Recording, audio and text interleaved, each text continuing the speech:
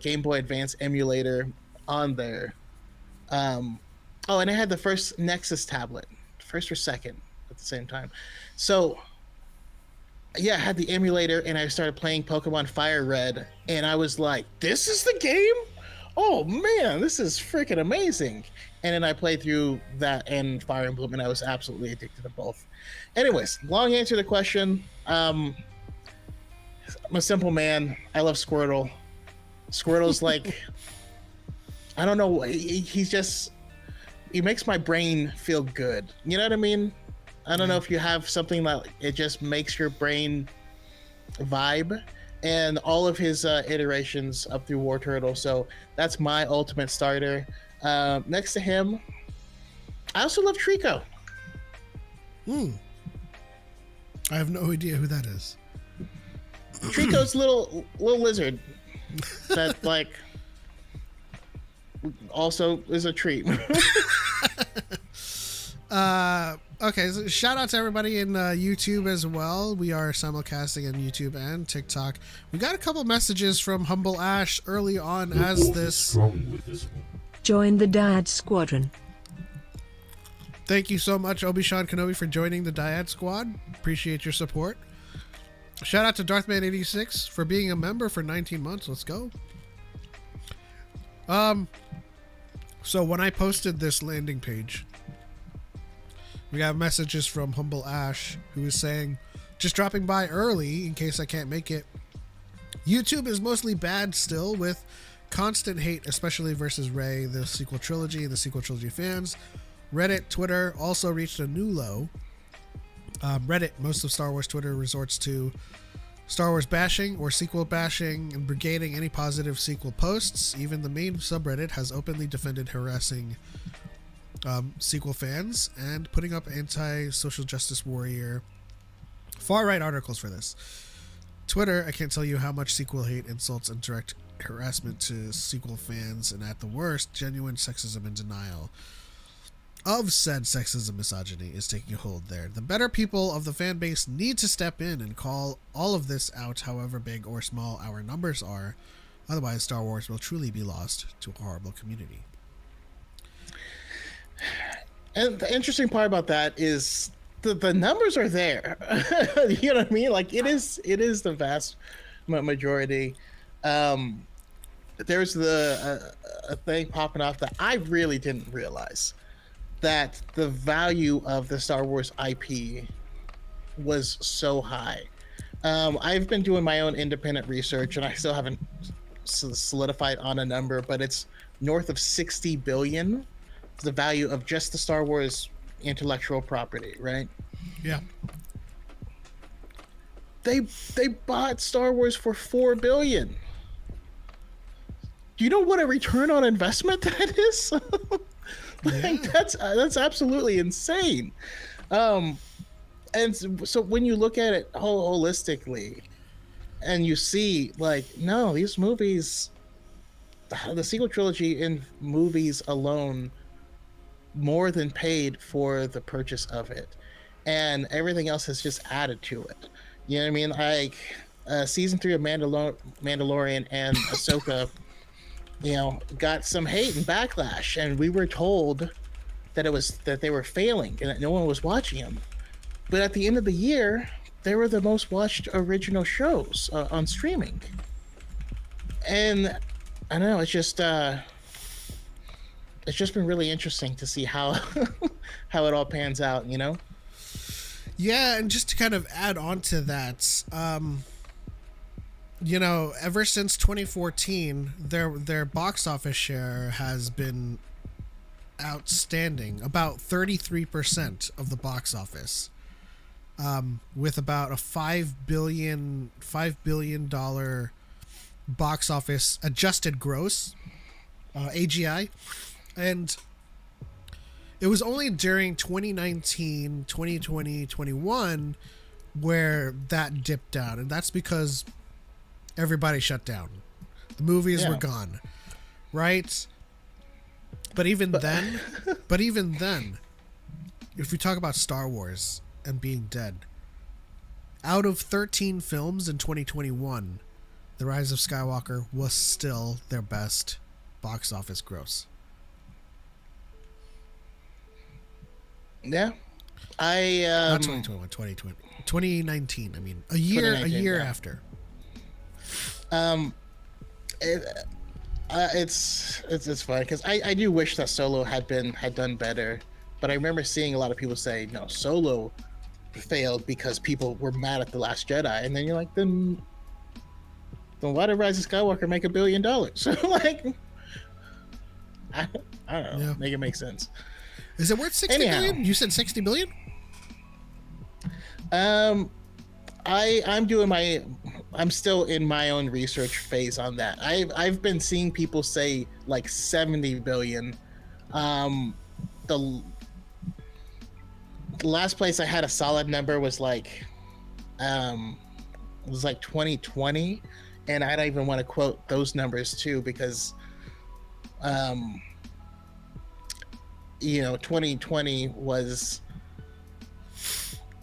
pandemic and stuff. Like there's just a lot of moving factors there, so I'm trying to get a solid number for at least 2023, but I'll let you guys know when I find one. Let's see here. Humble Ash just joined us, and also thank you to Obi-Wan for upgrading to Squadron Leader. Appreciate you, homie. Did want to add on or clarify about my Reddit anecdote. The main subs mods typically haven't done enough or much to curb people spamming sequel hate or insults when people do leave positive sequel posts. The mods have kind of stuck their ground with defending their stance by saying that there wasn't anything wrong with people spamming sequel hate. I mean, in general, it makes sense because it is part and parcel of opinion. The only time that I really kind of like put my foot in the ground is misinformation and like lies, really. Let's see here. Numbers are just one thing we can use. It's the mindset of the minority of fans who are the loudest, who are causing the problem that we need to stop, and I think that is what message is saying. Yeah, and we do our best to do what we can to, fix the wrong information. I just want to get back to talking about Star Wars more. Absolutely. I think it is kind of a vicious cycle that happens every once in a year, where the misinformation and the miscontextualization, the misquoting happens like full blast, right? But once we're over that hump and the projects start coming out, I think we're in good we're in good shape. I think once we get another Star Wars show out in the wild, we'll start talking about that a lot more too. There's little that can be done about dislike towards a sequel trilogy being expressed unless it uses harmful language or other aspects that go against guidelines. Yeah, I mean... Oh, yeah. I don't care about dislike. Like, there's nothing... just stuff I dislike, too. Like, that's a whole different thing. But there's... I mean, being realistic and honest, we know that there's a difference. Yeah. And so Ash, I would say this. Twitter, Reddit, it's not worth it. Like, me and Choco will continue to fight the fight on those platforms and on TikTok. But if you really want to enjoy Star Wars and critique Star Wars and have civil discourse, but also be a genuine fan of Star Wars, you've got our community. We criticize all the time. We don't love everything, but the way we conduct our conversations, this is where it's at.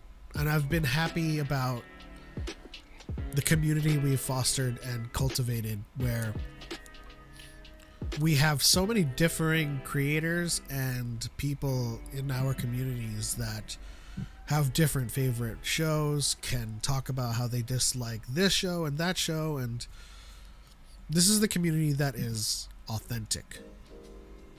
So, I mean, stick around. We're getting larger,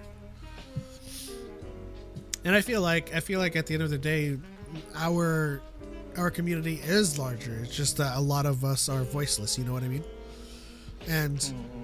And Choco and I do a lot of work in giving the voice to the voiceless, and so when we talk about what we've done in the last couple of years is largely,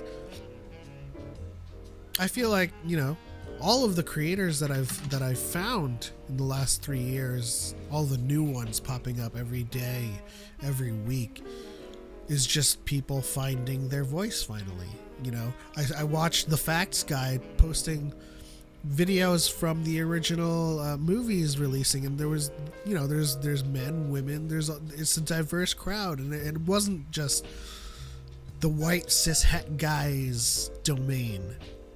Everybody enjoyed Star Wars, right? But I feel like a lot of those people that do just enjoy it, and they're not on social media, they're not loud, or they just don't have a voice, and so I feel like there's more of us.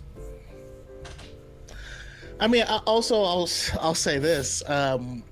Before I started creating content, I still loved Star Wars just as much. Yeah.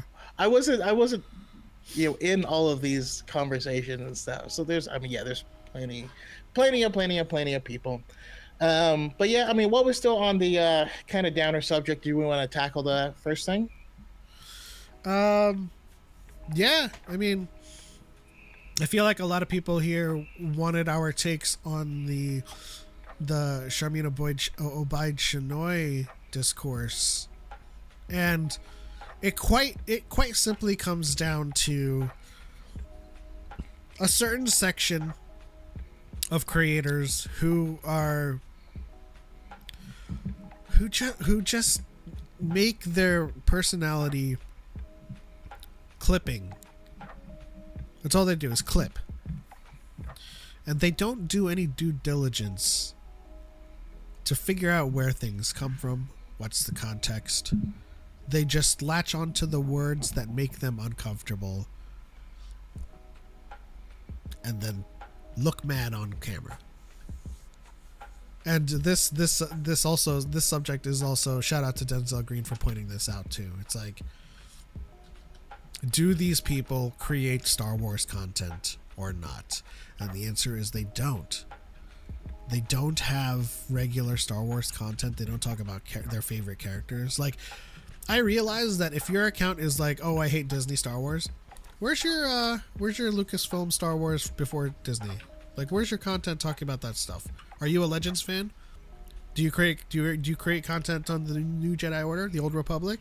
Do you talk about your favorite characters that are aside from the Disney creations? No. So your content is taking headlines that outrage people, misquoting them, miscontextualizing them, hitting record. Thanks for the follow, Alec. And posting that video and watching all of the hate clicks and the hate likes come in.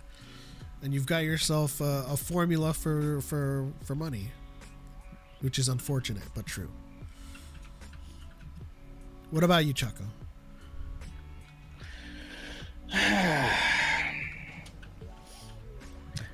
My take is going to be harsher than I normally make things, but I think anyone complaining about it is dumb.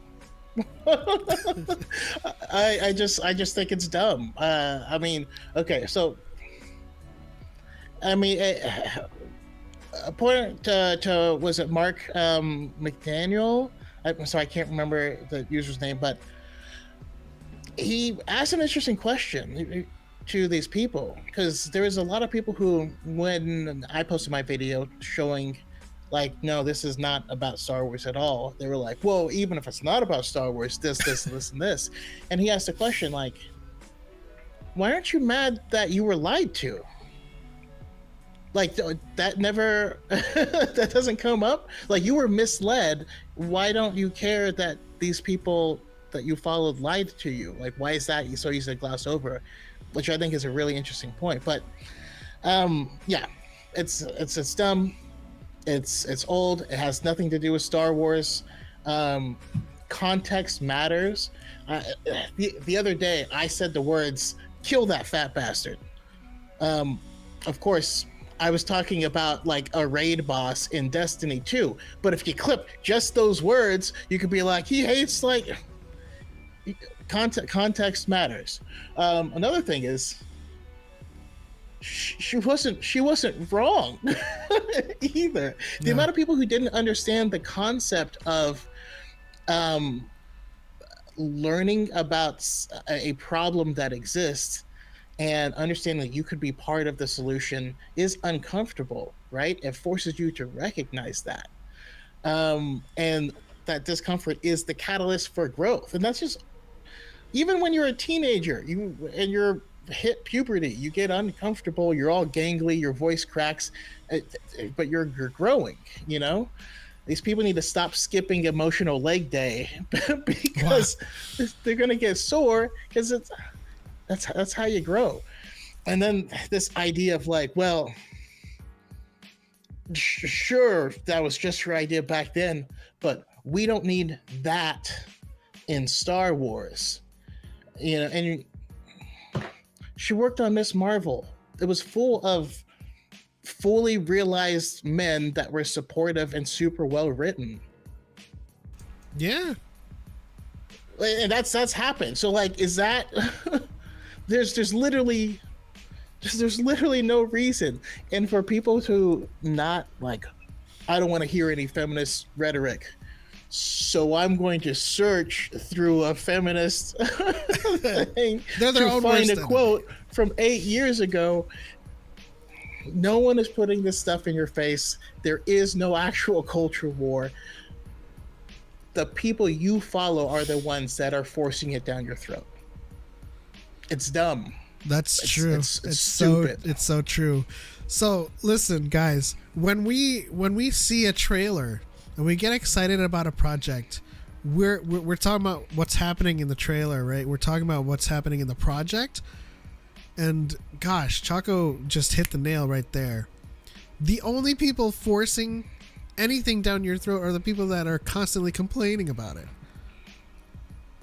Like, we see a trailer and a starship flies, like, oh, it's a great starship.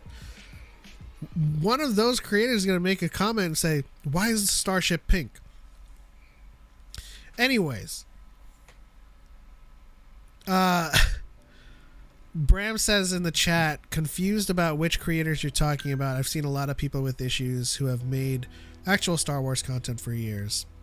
And so when we talk about toxicity, we don't talk about people who have issues with Star Wars. We don't have a problem with people who may dislike a project. We're talking about people who don't talk about Star Wars and see a quote from a headline that is purposefully miscontextualized or just sensationalized. So like the subject we're talking about right now, there are creators out there on TikTok and some on YouTube that have zero Star Wars content, but they'll see a headline that says director of New Jedi Order says she likes making men uncomfortable, and they'll latch on to that. They'll make a video. General Kenobi, how's it going, Josh? My favorite was Fox News, and one of the lady anchors on there was like, "That's why I'm a Trekkie." And yeah, it was like, I saw that. Like, Trek has been woke before Star Wars, but was the first woman to shape Star Wars, quote, sensationalized. No, she is the first woman to direct a Star Wars movie. She's going to be the first woman and the first POC to direct a Star Wars movie. That's pretty true. Yeah. The funny thing about that is like, there's nothing wrong with her being proud to be the first. Like, I see, like, why does it have to be about? It's not. It's not. She's just like, I'm the first woman to do it, and that's a cool thing. If I got offered a Star Wars film, I would be like, I'm proud to be the first Black guy to do a Star Wars film. I'm proud to be the first content creator to do a Star Wars thing. Anyone in these positions is going to say something like that. Yeah. Okay. So Bram says that's not what she said. So what she said was, it's about time we had a woman come forward to shape the story of a galaxy far, far away. Yes. This was an answer to a question that the interviewer set up and framed as being the first woman and person of color to direct Star Wars. How does that make you feel? So when people take that quote and being like, why does it have to be race and gender? The interviewer framed the question around her gender and race. And she answered it. It wasn't like, what do you think of the New Jedi Order? I'm the first woman. We have to think about the context in which these things happen. So the interviewer asked her with the framing of her race and gender, and she answered thusly. And then Sith Apprentice asked, what do you think of the comment, I like to make men uncomfortable, comes from 2015 when she was talking about a documentary about honor killing and how it is an uncomfortable subject. And it made men have difficult conversations. So this is why you have to kind of watch these interviews and listen to the entire answer. Mm-hmm. Because in the interview that's recent about her being the first woman, she's also asked about heroes she's filmed, and she goes on to say it's important to have male champions in your life, and that's not something that you would imagine someone saying if they hated men. It's just you can't latch on to something because it matches the narrative that you have in your head. So a lot of people that are talking about this subject want New Jedi Order to fail, and they're playing offense now. Yeah, but you'll see that the vast majority of the people that were complaining about this were already rooting for that to fail. This is what they seek. This is what they're looking for, you know? And yeah, we've had women in Star Wars before. That was kind of my favorite thing, is I saw a lot of people who only saw the quote and made reaction videos and stuff to the Twitter headline without reading it. And they're like, we forgot about Leia. And you're like, Leia didn't direct a Star Wars film. But like, I'm sorry. In my previous rant, I also didn't mention that it was an obvious joke too. That's another part. Live on TV, Carrie Fisher once said that she didn't think of men as people. That didn't hurt my feelings. She was obviously joking. She didn't hate men. She was a massive feminist, and there was some problematic things, but I just feel like we men have gotten so fragile that like just seeing a woman doing something, all of a sudden it's like there's a sinister plot behind this and they're taking over, and check under your bed for Kathleen Kennedy, you know? So it's dumb. Yeah, it's dumb. Cupper25 says y'all are stretching so far. So I imagine you're a part of this crowd so listen, I want to ask you a question. Who's stretching further? The people who are quoting the actual interview and watching the interview and telling you what she meant by each thing, or the person that is doctoring and clipping it out of context and making it say something else? What's funny is I watched that whole 40-minute panel because it was really interesting and really powerful. Um, we they had Ava DuVernay on there because Selma had just come out, and Meryl Streep had just done Suffragettes, which was about women in Great Britain gaining the right to vote, and it was just a really powerful panel. And when I saw, Charmaine showed a clip where one of the women activists that she was following confronts this guy who has indentured servants and calls him out for beating one of them, and is not letting this guy off the hook. Like, this is wrong. What you're doing is wrong. You have to confronting, making him see the humanity of these people and confronting what he was doing.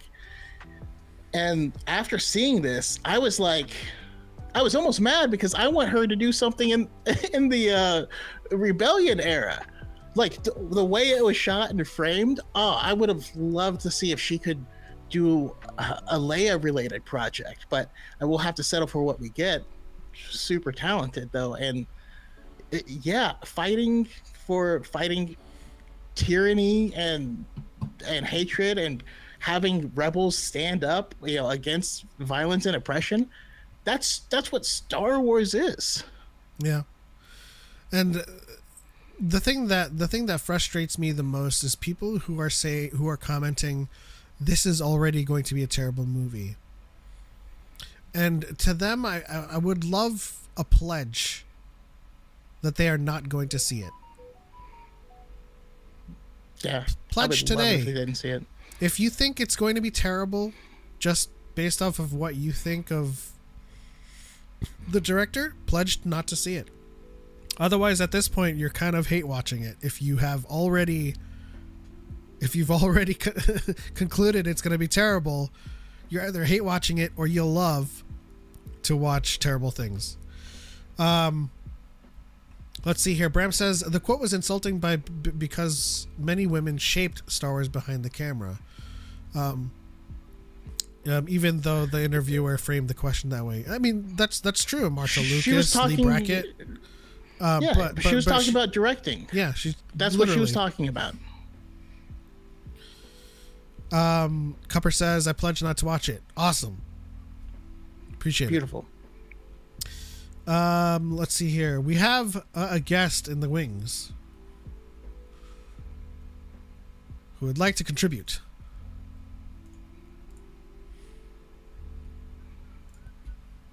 That guest is Forward into the Black. How's it going, Chase?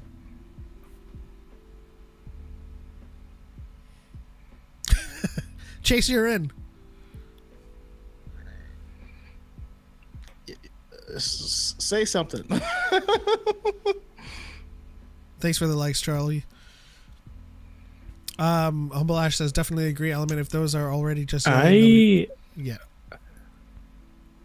Go for it. Okay. This is going to be... It's delayed on my end. It's not showing me live. On YouTube's or even in directing, there is 2 women before her. She's talking about directing the film.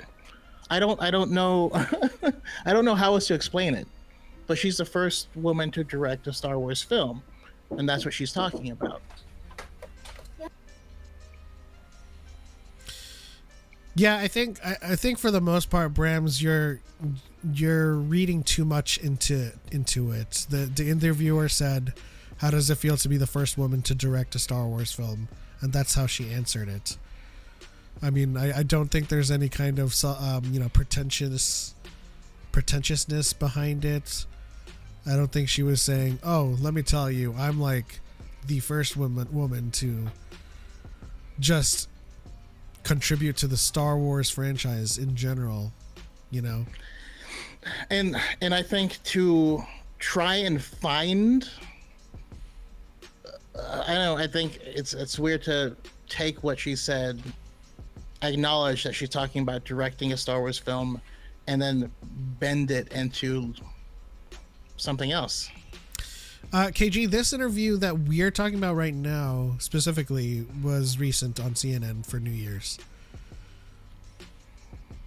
But quite literally, it was a very lighthearted interview. You know, she asked her, how does it feel to be the first woman to direct? And then she asked her, you know, what are some of the heroes that you were fortunate to film over your career? And she talked about that. And that it really wasn't, the only thing she really said that was pertaining to New Jedi Order was, I feel like we're creating something special. You know, and she said we. So how's that for pretension? Also, I think that's fantastic. You know, I love Star Wars, and I think that there are certain things or aspects, like I feel like Padme got shafted in Revenge of the Sith, and Star Wars is no stranger to shafting people, but I think it could have used help from having a woman director or someone involved in there. I think there's a lot of nuances that get missed. Yeah. A lot of nuance, for sure. Hope you all having a great New Year. Happy New Year, Travis. Same to you.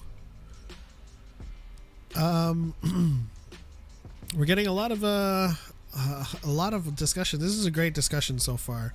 And I can see, Bram, I can see you taking issue with the word shaping, but the point is not to take your own meaning from it. The point is to try and ascertain what her meaning is of it.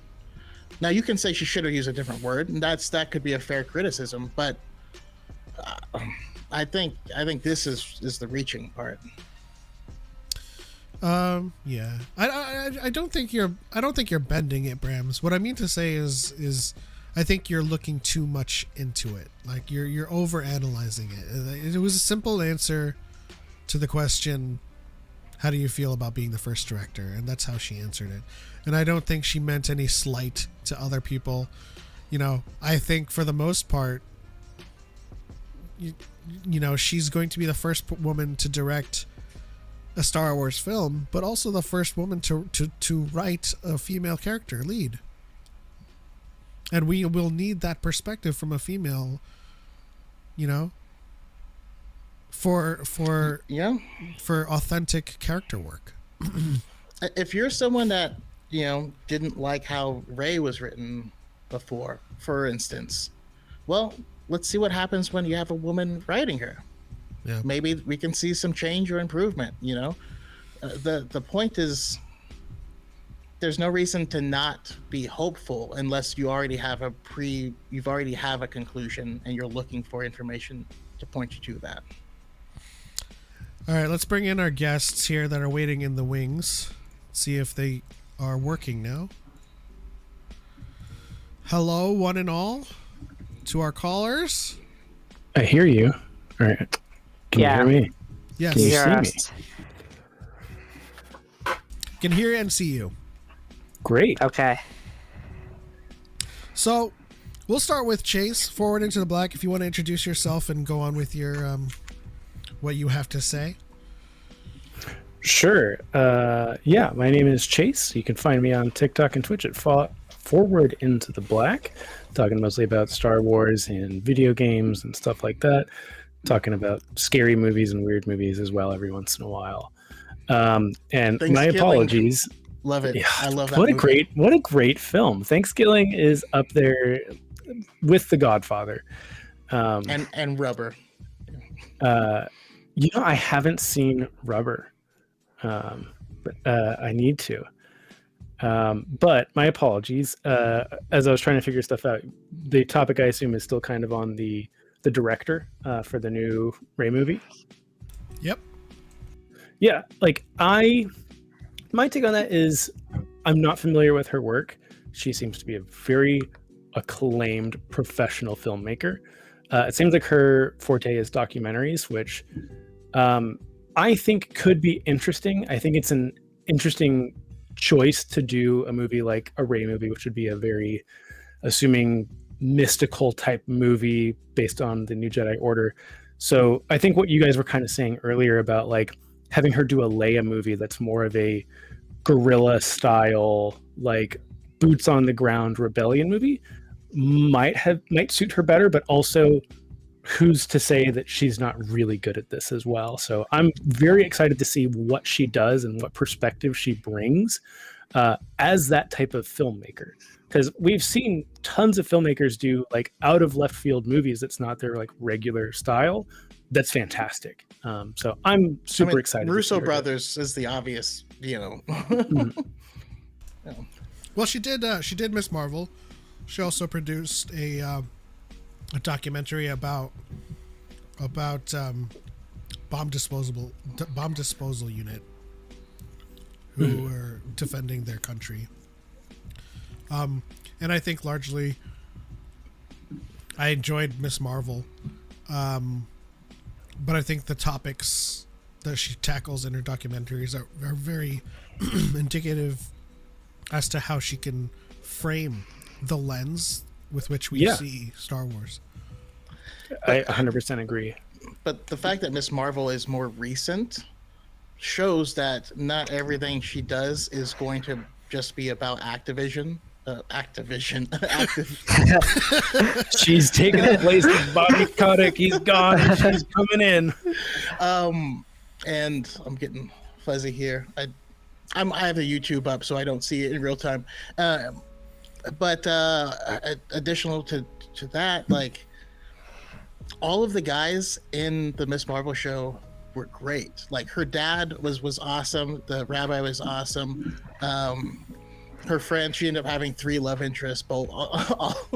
There's actually no guy in there that was ever portrayed negatively or not, and also not fleshed out. Yeah. I mean, wasn't the villain like a woman also, right? The DOD lady, right? So, yeah. I mean, I think this is like, it's interesting for sure. I think it's an interesting choice for a director. I haven't seen her work. I know she's, again, like you guys were saying, critically acclaimed. I think just the larger point I see, and 2 Oscars Element, and 4 Emmys. Yes. Element, you commented about this. Yeah, you commented about this on my TikTok, but I was just saying, like, I always feel the conversation around this film, no matter what, it's just going to be negative. And I'm sure there will be, obviously, some people that will try to be positive about this film, but we're still, like, a year and a half, 2 years out from this film. Haven't seen anything, and I think it's just already off to a bad start. I think this film, it's going to do well in the box office as a Star Wars film, I think, still, but I just think it's destined to not do well. I think from just a fandom dialogue perspective, I just think that's the larger thing I see from this. Not even what she said it herself. Yeah. What do you think is the fix? Because nothing has happened. They haven't shot anything, and the conversation is not about anything having to do with Star Wars. What is the cause, and what is the fix? I mean, I just think people are going to be the way that they are. I mean, from what I've seen on social media, the people that reacted negatively to these like comments, a lot of them were like right-wing political accounts that will just pop up on your like they weren't even Star Wars fans, right? Or they'd just be random accounts. It's still like bad. What she said was fine. I 100% agree with you guys on that. I don't know what the fix is, if I'm going to be honest with you. I also don't think social media is a reflection of like how the average audience thinks, and we need to get out of that sometimes. But I do think still social media affects what happens to these major films, like major sci-fi and comic book films, because I think a lot of those people are online. So I don't know what the fix is. And I will agree with you that like people misconstruing this quote, taking it out of context, are not helping. It's hurting. But when I look on TikTok and I see that video of the lady that's reacting to the panel that she had, that's 9 years old, like, and it has like 1 million views on TikTok, it's going to be pretty hard to combat that. And I applaud everybody that does. And I'm not saying people should stop trying to combat it. but like it's an uphill battle. I just think this film will always have an uphill battle. I mean, and this is kind of where I disagree with you, and I think it's largely historical, because if we take a look back at the response to Phantom Menace, the conversation going forward was hugely negative into Attack of the Clones. One could argue it was even more negative after Attack of the Clones, and Revenge of the Sith was kind of like They the did not saving like grace. Hayden Christensen. And the conversation around a lot of these projects have been rather negative from that crowd since time immemorial, really. It is obviously louder now because of social media, right? Because of social media and the fact that you can monetize it. And I think what you said about social media affecting it, I think social media is going to affect people who consume social media. And I made a point earlier, I don't know if you are here listening or not, but I made a point earlier about how many people just aren't on social media. Like, if we think about the membership numbers of r/Star Wars and r/Saltier Than Crate, we think about how many fans exist in the world, and we talk about how many people show up to Celebration. It's all people who just like consume this stuff, watch it, are fans, don't say anything on social media. They don't consume TikTok. And so like Choco and I were, when we started our content creation, we started seeing more and more people come out and start being creators, and that's not to attribute that to us, but I'm saying we started to see more and more people find their voice amidst our mission to give the voice to the voiceless. And I feel like if every single person became a creator tomorrow, we would dominate and drown out the voices of the dissenters. And I feel like we have millions and millions of people that just don't, and they don't care, and that's fine. It's really it's a cesspool, and I wouldn't wish it upon anybody or force them to go into Twitter and be like, hey, try to have a good time. Right. Yeah. There's no good time on Twitter. No. Yeah, no, I totally get that. I mean, I have a hard time. I guess it's just it's all subjective, right? It's really hard for these type of conversations, right? Because it's just all your subjective point of view. It's all the people you conversate with. It's all the people you interact with, right? So it's very difficult from that standpoint. There's no concrete answer or what's going to happen. Yeah, and it's tough. It's just tough, and it's just a bad place to be. I'm sure for you guys as like, people that as content creators, like it's got to be very difficult when you just see like people blatantly lie. Like I get that. Like they just blatantly lie to spread their own narrative, right? And then to see it also get views like it does, and then to understand how like TikTok is an app full of 14 to 16-year-olds who are gullible. Like it's hard. It's just an uphill battle that, at least on social media, I think I can revise my thesis, I guess, here. At least on social media, this film's dialogue will always be negative. It mostly will not be about what's actually going to be in the film. It's what's surrounding the film. I thought it was going to be negative from the start because it was Rey. Right. And I mean, in general, whatever story comes out of it, if it's New Jedi or something else, it doesn't matter because there are people who hate Rey. And so like if you think about a movie that comes out, it's about Coleman Trebor. That movie is probably destined to fail too. or what's his face, the freaking Don't you basilisk. Say it. Don't you say it. Krell? Oh, okay, yeah. That fell. But I thought you were gonna talk about my boy. I thought you were talking about Dexter. That would be a I smash. would watch a did say Dexter Basilisk, I'm sorry. quadrilogy. Yeah. But for the most part, I feel like the conversation is always going to be negative in that crowd, because I do see when you talk about getting views, it doesn't really bother me. And the way I see it, they are an echo chamber, and I feel like that crowd swarms the same space. So if you see I'm gonna name names. If you see Count Izzy get a whole bunch of views, and you see someone else on TikTok get a whole bunch of views, they're like the same people looking for affirmation, right? And so, it's it doesn't bother me really.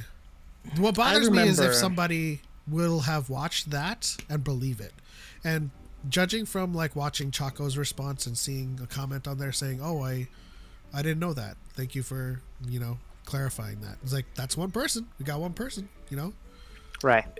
I think it's becoming, at least I've noticed that and I don't want to say it's like, oh, the grift is almost over, but more and more people I think are becoming more cognizant to that, of it's just like, it's like, I'd say 3 years ago, you saw a video about how the Disney lightsabers are terrible, right? Someone watches that and they're like, oh, wow, that's interesting. And then that same person has probably watched 2 or 3 or maybe more videos down the line. It's like, these people don't really have anything to say except the same talking points that are negative. And I think a lot of people are becoming more aware of they're just saying mean things to make money because it gets a rise out of people. Because I've noticed people even that I work with, they're like, yeah, I watched this YouTube video and this dude was just going on tangents that had nothing to do with Star Wars or Marvel or whatever they may have been talking about.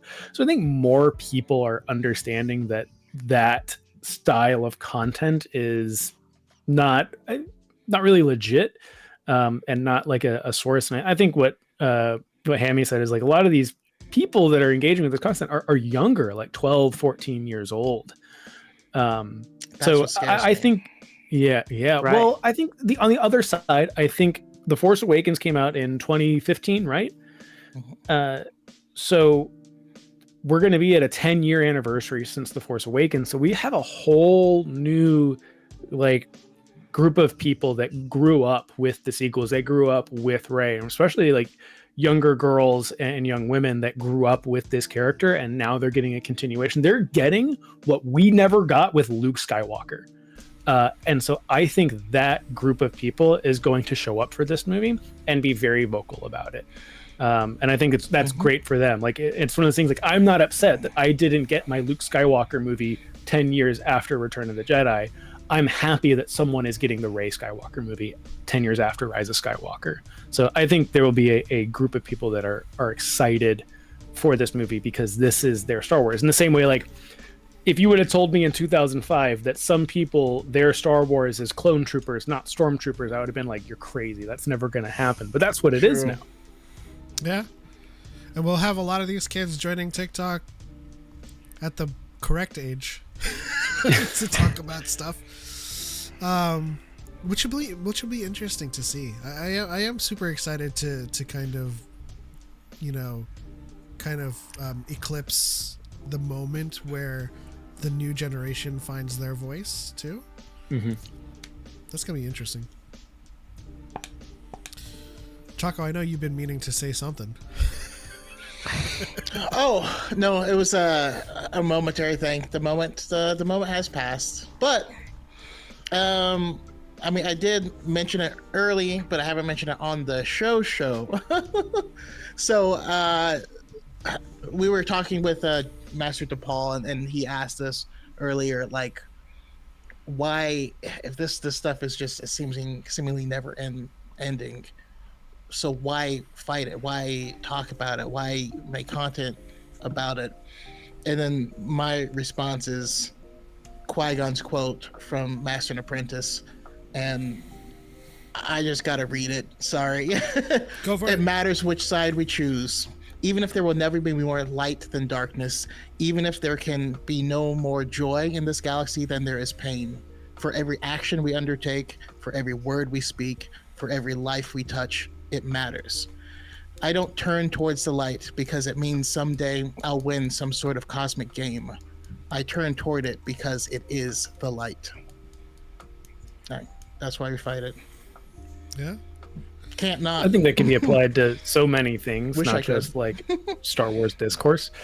Yeah, like Yeah. I think it's important that people like doing something worthwhile, right? You know, whether it's for your own personal life or your community or something like that, doing something that, you know, does a little bit of good is better than doing nothing at all or doing something, you know, counterproductive.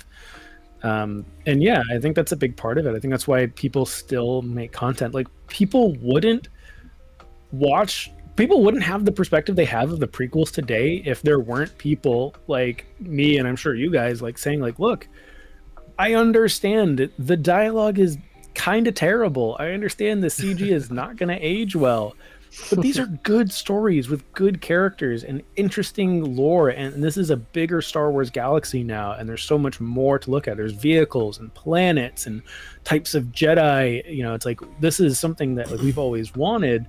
And because of that, because people, if we would have just never said anything and just let it been like, just let the memes of no continue on for eternity, like there wouldn't be a seventh season of Clone Wars. There wouldn't be you know, clamoring for Hayden Christensen to come back into 2 live action shows, stuff like that. And I think the cast of the sequels and the production teams and the writers, like they deserve that same respect that the prequel teams got. And we have to keep it going. And like I understand, like some people genuinely don't like it and have complaints, and I get it.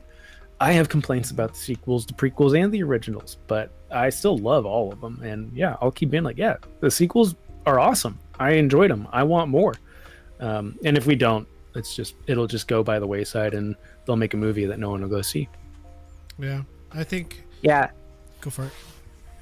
I was just gonna say, like, just even like in your own personal life, it's a lot better to be like helpful and selfless. You just feel better. It's a lot better to amplify people that don't really have that voice yet, right? You know, those kids that we mentioned, those kids that are becoming older who watch the sequel trilogy, they don't have that voice yet.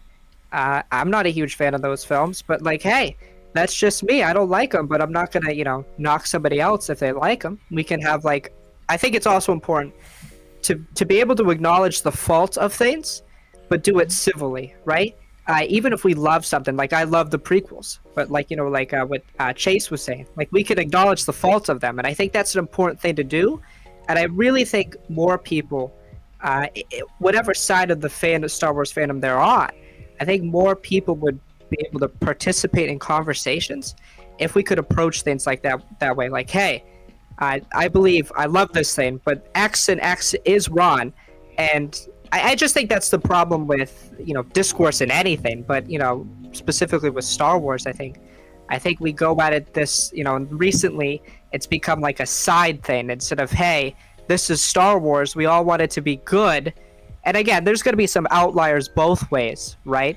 That like just don't want that. But I think like 90% of people want good Star Wars, and they can't partake in that conversation because of the toxicity just everywhere, I would say, in general. Yeah. I'm in the 10% that just wants the holiday special back.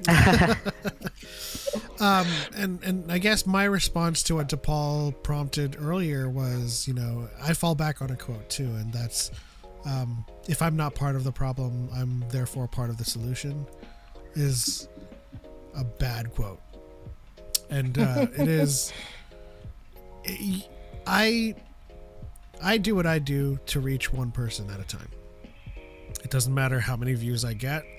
If, like I said with Choco's video, if I have someone commenting saying, hey, I get it, like that quote was misleading. If I reach one person that would have believed it, then, mission accomplished. And I feel like, to Hammy's point, this is why I love the Dyad community. This is why I love everyone that we talk to, every creator that we associate with. we are talking about Star Wars. We have people talking about how much they disliked Ahsoka. We have people talking about how much they loved Ahsoka. We have people talking about all sorts of things, and this goes with something that Denzel Green, shout out to Denzel Green, said in his video response, which is that a lot of those people don't talk about Star Wars. They don't have any content. They don't like Disney Star Wars. They think it's dead. Okay, so talk about pre-Disney. Talk about Legends. Talk about your favorite characters. Just talk about Star Wars. But all of their content is headlines about how this movie is going to be terrible. And so I always come back to like how our community is able to sustain such Star Wars where we are all talking about things we love. And when something new comes out, we critique the hell out of it. We say, I didn't really enjoy it. We have so many people that enjoy Ahsoka, enjoy Kenobi, hate Kenobi. But we're having the conversations. Our community is talking about it. It's a lot of fun. Yeah. Yeah. And there's people, it's also awesome because there's just all sorts of people in it. Like the group is so many different age groups and different, there's, Chase, how long have you been with Haley now? Celebration 22, basically. Yeah, and then that's stuff that happens in our communities. That's the only place where fans can meet each other, not kill each other. DePaul saying, bring me on, dang it. Just, hey, listen, go to dyadintheforest.com/call. I know you're the one that kind of prompted this, so I'm pretty sure you have something to say. Yeah. I just think, I go back to like the video I did a couple of weeks ago where I was like, you're just mad because our conversations are a lot more interesting. Because we're actually talking about Star Wars. Regardless if you hate this or love that, we're talking about Star Wars. What your conversations look like is, oh, Disney Star Wars is dead, right? Yep. And then y'all just like, I don't know, just sit there for 5 minutes. Yeah. I think also kind of like with a lot of these people, and I think a lot of the people who have these conversations that are like I can't believe a woman's directing Star Wars, blah, blah, blah. And they tend to be these prequels, Clone Wars, like ultra fans. And I think it's one of those things like they've kind of been a little spoiled because they either have just completely forgotten or were not around for what it was like during the prequels. The very dark times, and I always go back to, I remember when Collider with Christian Harloff, when they were doing the Jedi Council podcast, and when a lot of those guys they went to the sequel premieres and were ecstatic about it, and then realized it's not profitable to talk positively about sequels, so they started talking trash about them. But I do like that one dude. That one dude that was in their Schmodown. That was like the infamous TLJ liker. Yeah. But it was so funny because in like the lead up to Force Awakens, and like I don't think Star Wars hype has ever been as big as like the lead up to, at least to my knowledge. Like I even like getting ready for Phantom Menace and all of those. I was fortunate to go see the special editions when they were in the theaters. So I mean, I wasn't around for the originals when they were coming out, but like the hype of the Force Awakens was like unmatched to me. And watching them and so many other people do like, well, we have to watch every Star Wars film. Like, we'll even go through the prequels. Ha ha ha! We'll crack open a beer and make fun of Jar Jar Binks. And like literally every single person had the same reaction rewatching the prequels 10 years later. It's like, it's not as bad as I remember it being. And like even like going out like with work friends and like oh yeah, like I ended up watching the Attack of the Clones. It was on something and I watched it. I was like, it's still a bad movie, but I thought it was way worse than it was. And I'm like, yeah, because everyone was talking about how bad they were. That was the discussion, and not like having a constructive conversation. It was skewing your view while watching it, or the conversation afterwards. Because you can jump on the hate train, and the hate's in the zeitgeist. So it's just easy. I have a lot of people who are mutuals, friends, intelligent, super cool people, but will say something like that's just weird or wrong, and I realized what happened is, they didn't like the movie, so they only saw it once, but participated in these conversations or watching these videos for the 6 years after that, and that skewed the memory of what actually happened. Yeah. And so it gets a little wacky. Yeah, I think a lot of people, and maybe Hammy, it'll be you, maybe it won't, but I think if we were to fast forward 5 to 8 years from now, when we're at like the 10th anniversary of Rise of Skywalker or something like that, if you rewatch these and maybe you haven't seen the sequels in X number of years, I think most people's reaction to watching this will be like, oh, these were pretty good, these were entertaining, these were fun, the acting's infinitely better this time around. And I think we're gonna have, maybe it won't happen, but I have the suspicion that it will. Is that renaissance of, I think it'll be easier for the sequels, because I think they're just not as goofy as the prequels. They're a little bit more serious, and I think it'll just be, there's a less of a hurdle and not have to like make excuses and set things aside to enjoy them. Not to mention, I think in the future we'll have more people who have just seen them and not speculated in between films, because a lot of the conversation I see, it really stems from the thing that happened. It's not what I wanted to see, or it's not what I expected to see. Yep. A lot of conversation that says it's disjointed or didn't make any sense. It was supposed to be Rey Kenobi. But like, you look at it and they're like, the belonging you seek is ahead of you, not behind you. And then the next movie, she explores and it's not behind her. And then the following movie, she explores and it's what's ahead of her. Like, simple through line, not super complex. Asking the difference between legacy and blood, and which one, does blood automatically mean legacy? I think it had some really interesting through lines that are pretty clear, but if you were speculating this or that, you may not have noticed it. You were looking left, so you didn't see what happened right.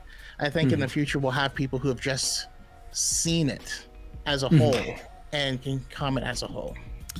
Yeah. I just want to shout out Dex and Download. My wife almost checked my temperature when I said Rian Johnson should have had all 3 films. I went from hating TLJ to loving it.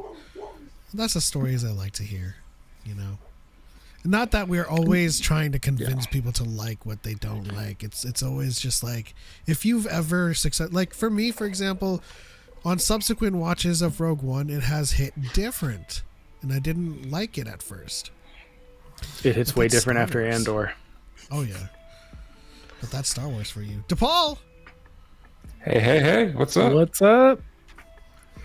What did you How have you to guys say? doing? I'm gonna need some beard care tips from you, because I'm starting to just let it actually happen. So I want to be like you. We'll get together, brother. We'll get together. I got that. So, what to say? First of all, Chase, when did you start having a relationship? I didn't know nothing about that. When did that happen? You were at karaoke. You were at karaoke. But he was saw how doing. close Did you see him at karaoke? He was doing the. I don't think he remembers Tracy karaoke. Morgan. Oh yeah, you don't. You were there. You don't remember. I don't remember. I was like, what? But congratulations. No, it was right after Celebration. All right, what's up? That's what's up. Oh, cool.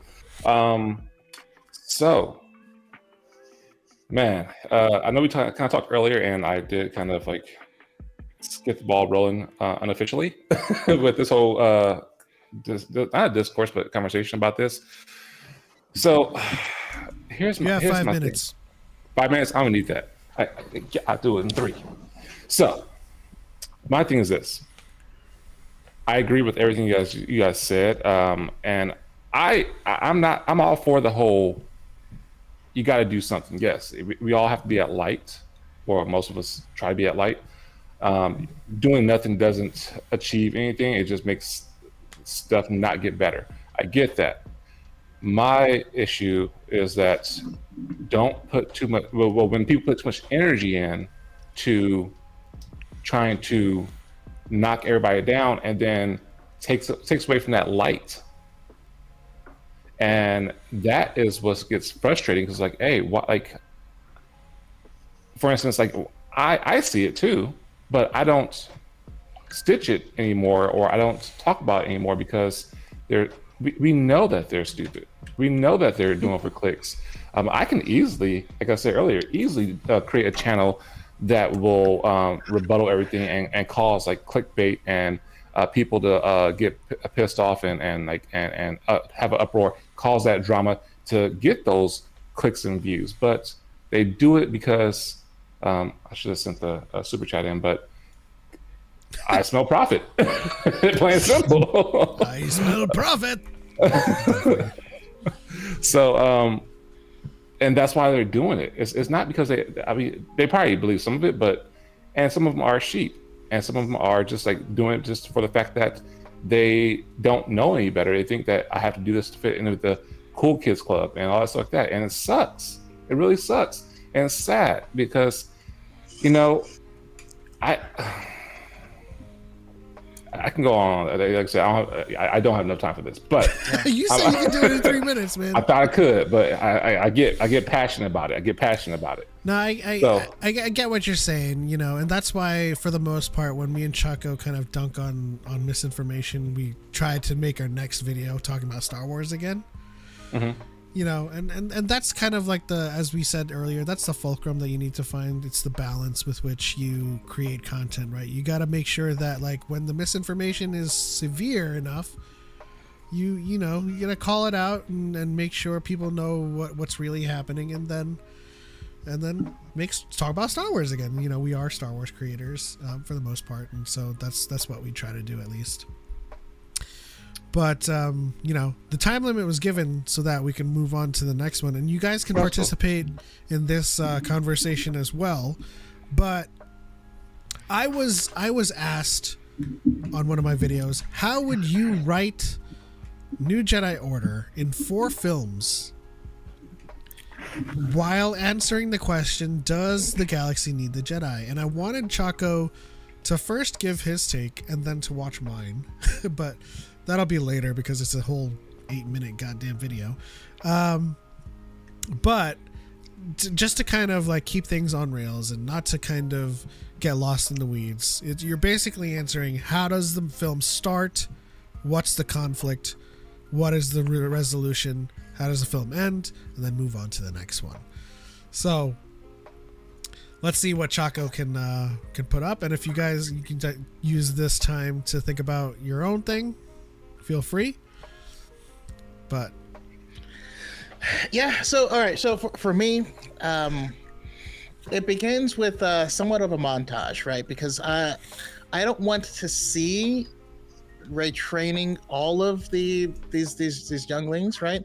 I think we need a bit of a time jump, but we also need a little bit of a montage. We need to find out how the New Republic is doing, which is there's probably been some shakeups because their leadership was difficult, right? And so it's I'm talking the structure of the movie, not the story, right? Is this what you're saying? Okay. So yeah, when it starts, we find out that there has been a few classes that has graduated, but Rey did not want to do what she considered, from Luke's notes, this is what Luke learned for her, the failure of the prequel Jedi, right? This consolidation. So she went back to High Republic era, where she trained a few of these people, accepted students of all ages, and then had them go to separate outposts to handle business in different sectors, right? Movie begins, she's still teaching, and we see what's going on in the rest of the galaxy. Unfortunately,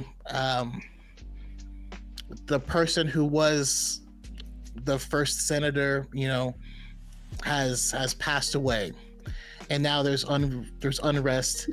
The galaxy has demilitarized, but that means all these separate places have had to build up their own security forces and do their own individual things. That means that there is potentially, if there's conflict, now all these groups have forces to fight. And that's kind of where we leave the first movie. It's more about the galactic conquest and having Rey kind of consult with whoever the leader is, to give advice on, you know, the Jedi used to hold this together. What can you do now? And she's like, nothing. We can't fight a war for you. That's why we fell in the first place. We can guide you, we can assist, we'll mediate. And the question is, well, then what are you good for? What's the purpose? All right. We move forward to the next one, and we see the underworld pop up and start to make waves, start to make inroads, because now there's conflict, there's less security looking for them, and so you end up having, you know, drugs or dangerous gangs and stuff, and just the quality of life in the galaxy is starting to get worse. I also want to have the Mandalorians pop out of their section and maybe considering taking over a few more sectors of space. I also think there's likely still a First Order remnant out there that still exists, that maybe it's going to try and take a few points of space. But more than anything else, I want these different pockets of Jedi that Rey has trained are all biased by where they live, by the people they're with, because they know these people. So they're starting to get involved in the conflict. And so we get to see what would have looked like if each of these Jedi have valid points of view. No one's being malicious, but they're siding with the people that they're with. And so we edge up towards a Jedi conflict, what would be almost a Jedi war. And that's what we have to solve. Does the galaxy need the Jedi? Is having them on the forefront exacerbating the situation? Do they play a role in this? And I guess I fell more into the story, but ultimately they stop, they get together, they disarm, and recognize that the Jedi are the beacons, right? They are the blueprint. When Luke showed up on Crate, you know, not even in a physical form, he didn't kill anyone, he didn't fight anyone. All he did is he stood the line so that the people could escape, and became a legend that inspired the rest of the galaxy. And they need to realize that's their role. They are the beacon, they are the light, they are the inspiration towards what is good. They can't be the fighting source. That's all 4 films? I'd have to break it down more granularly. I just have the overarching thing and then need to do a film by film. But that's cool. I mean, that you know, I feel like Mandalorians definitely have a place to return. The whole kind of demilitarized notion of, like, I guess the grander governmental body is gone, and it's just we have military force for, like, Brental and the military force of the Ariadu. I guess, like, it's everyone is kind of largely for themselves, and the Jedi are trying to act as a beacon of how things should be, I suppose. Okay. Yeah, I think a bunch of Jedi running around the galaxy with no oversight is going to cause more problems than good.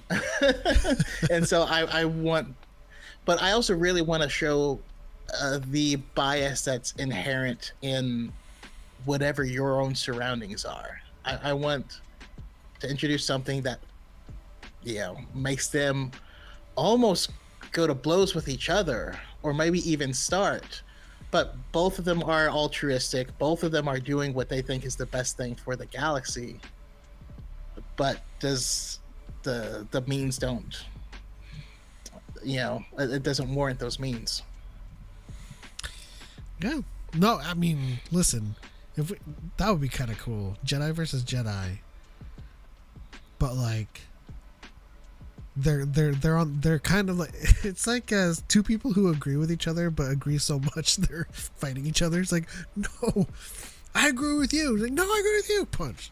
It's just like, So Reginald, I like that. I agree. Like, it's a fight, but they both refuse to kill each other. They're just like, submit. I'm like, never. Like, I'm tired. Really quickly, Daxton says, Rey attempts to find the wills. If we have Jedi, we need Sith. And to sell Star Wars, we need lightsabers, honestly. I think we will always need and want Jedi and Sith and light versus dark. The new Jedi Order will be, in a way, a new renaissance.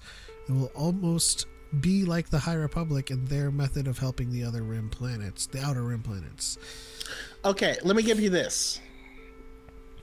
What I described is only 3 movies, and on one of the Jedi at the end of the 3rd movie still doesn't agree, still thinks they should fight, and then we see him bleed as Crystal at the end of the 3rd movie, and in the 4th movie he's picked a side and they have to fight him.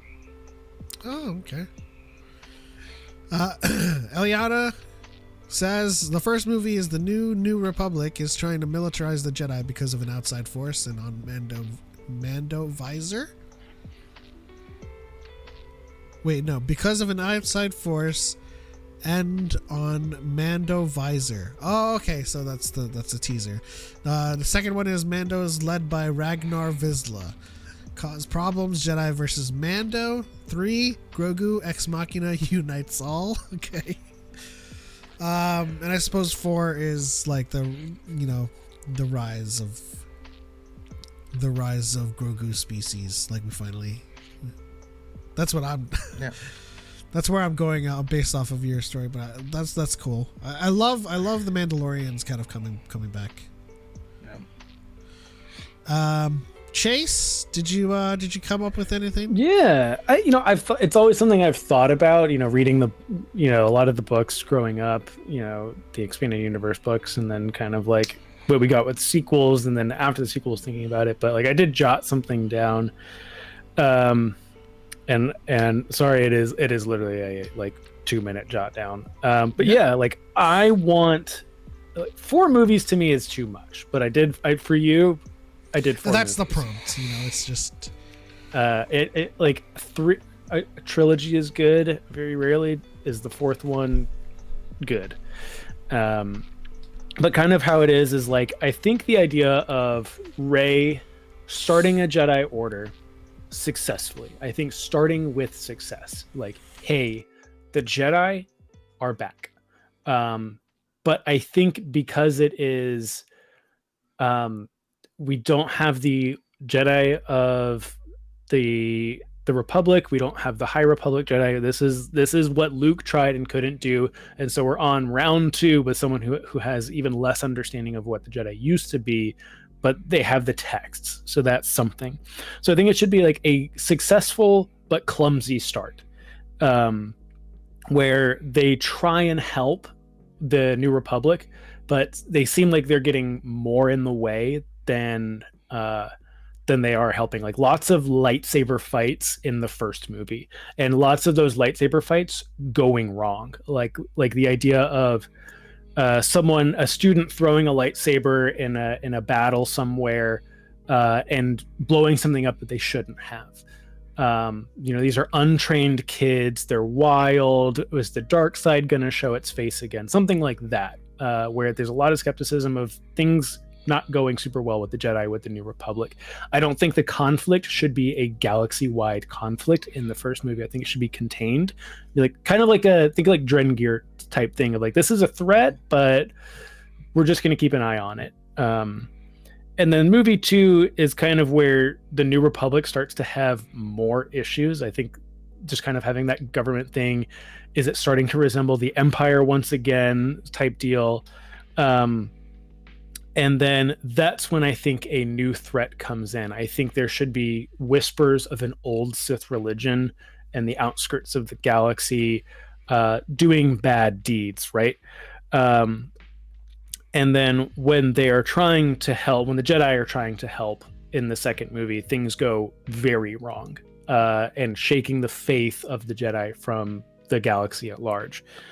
And this is where skepticism pops up, and it's just like, hey, do we need the Jedi? Do we need the wizard police in the galaxy, or is the New Republic just sufficient? They like, and be like one of the things like, you know, maybe the story of Luke Skywalker is muddled. Like a Jedi didn't blow up the Death Star, an X-wing pilot did.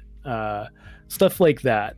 And then in the third movie, kind of like the Sith or Sith-like or whatever you want to, the dark side entity is back, and it is something the New Republic cannot handle. But Appreciate that, Dom.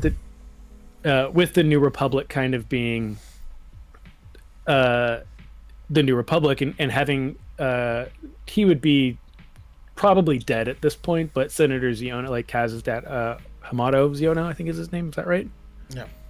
Yeah, basically another character like him, where it's just like, I don't care that the evil space wizards are attacking. We don't need help from the Jedi.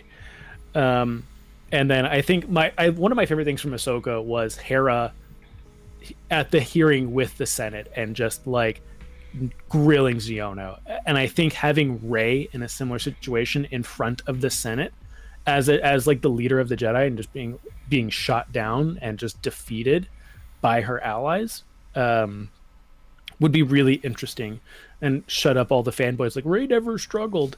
That won't shut them up. She died and it didn't shut them up. I know. Can we have Kaz like run out with her and join her?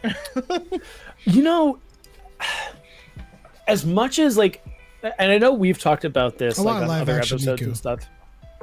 I do too. I love him so much.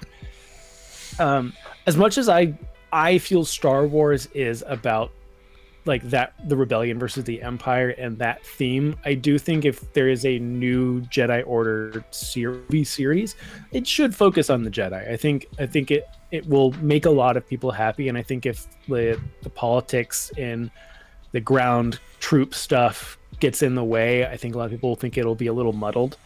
Especially if it's not just Star Wars Episode 10, it is New Jedi Order Episode 1.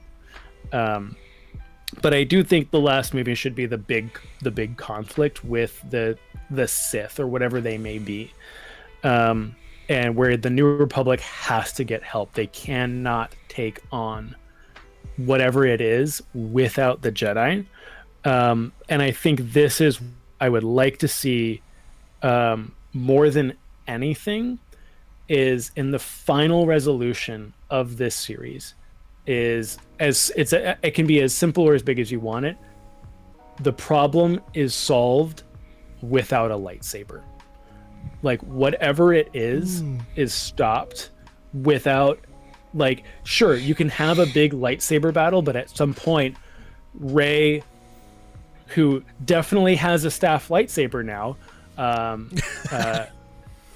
puts down the lightsaber and encourages her Jedi students. I don't want like Jedi Civil War. I think the Jedi deserve an opportunity to just be together and harmonious and have a conflict with their outside surroundings. And I think that we need a resolution that leads us back to the idea of the High Republic and putting it in the mind of the audience that no, lightsaber fights are cool. You can't solve every problem with a lightsaber, and a Jedi is not a weapon. You know, there is something that the Jedi can do to help the New Republic without combat, and you start to understand that the Jedi who was super good with plants figured something out with a specific plant, and the Jedi that was super good with just the Force and calming people's minds, whatever whatever these kids and new students have their special abilities. And I think that should be built up through the series of like, yeah, so like you have that one kid who's really good with a lightsaber, the one kid who's good with animals, the one kid who's good with plants, and so on and so forth. And those kids come together and realize their strength is more than just swinging a lightsaber and force push, and kind of getting that like, hey, the Jedi are, Are they necessary? No, but are they an important part of the life in the galaxy? Absolutely. And we don't need spinning laser sword space cops. We need like ambassadors of peace, and getting that like nailed in. I mean, at the, I at the love finale. that because I mean that's what Star Wars is about. I feel like right now people get lost in the sauce where Star Wars is the exact opposite of a power fantasy. It was Luke relinquishing his power and understanding that the power to fight and win was at his fingertips, but it would cost his soul and it wasn't worth it. It's the opposite of a power fantasy. Yeah, I think a reflection, and maybe they do it in a montage, or maybe you just get like quotes, from the Skywalker saga of like important things that Qui-Gon said, that Obi-Wan said, that Luke said, that Yoda said, and that like characters from the Clone Wars and Rebels and Resistance have said, and just like the answer was there all along, and it wasn't always about the lightsaber fight, and just the reflection of like Luke throwing down his lightsaber with Darth Vader beaten on the catwalk, Rey throwing down her lightsaber, and having everyone else drop their lightsaber. Poetry, it rhymes. Yeah, like just like that big moment. Like one of my favorite moments of Star Wars is in Rise of Skywalker, and it is a lightsaber scene, but it's Rey with the second lightsaber. I am all the Jedi. Kaboom! Like that is one of my favorite moments in Star Wars, and I think having something that has that big oomph to it, and I'm not smart enough to write it, but that same moment without a lightsaber.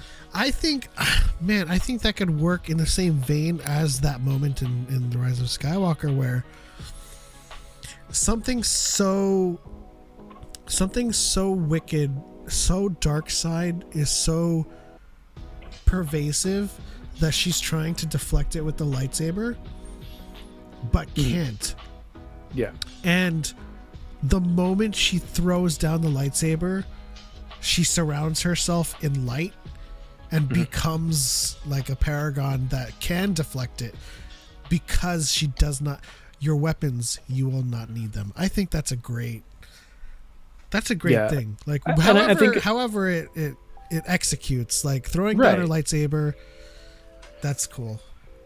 Yeah, I think even like a good one line, we had like, I am all the Jedi, like I am a Jedi, like my father before me. We are all the Jedi, and like I don't think we are all the Republic like the High Republic had, but I think something like, having like people behind her that care, both New Republic, people who weren't in the Republic, and her students, and like we are the best of the galaxy. You can't, whatever that great writing that I can't do is just that moment, that quote of like the evolution of those lines kind of making way.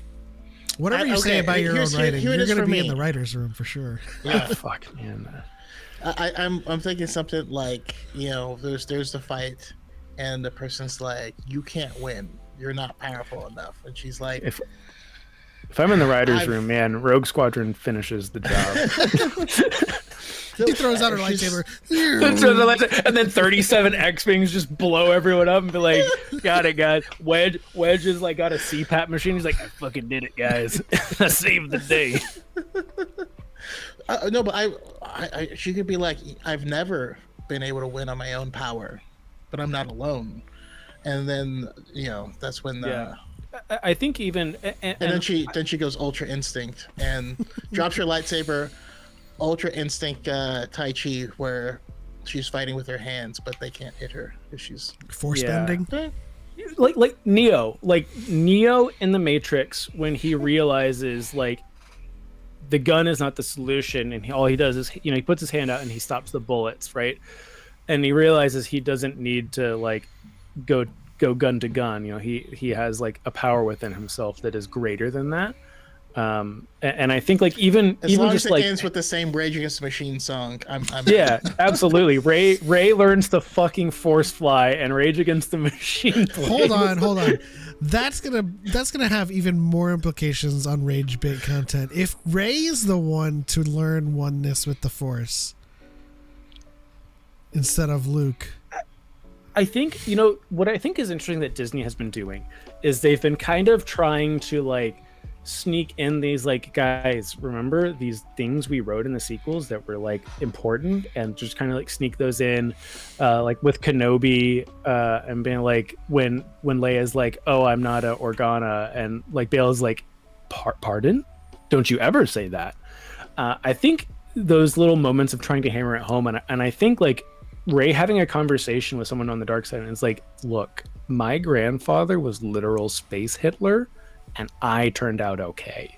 You can beat this. Okay. So I think something like that. I think hammering home the lessons that I think were conveyed really well, and other people will disagree with me on that in the sequels. And, you know, kind of like teaching new lessons, but being like, this is, you know, like, the Sith is not who you need to be. Like, if it's one of the things like someone's related to someone, or it's like, my grandfather was Darth Tenebris, and then the fucking audience cheers because someone said the name. And it's like, yeah, but who cares?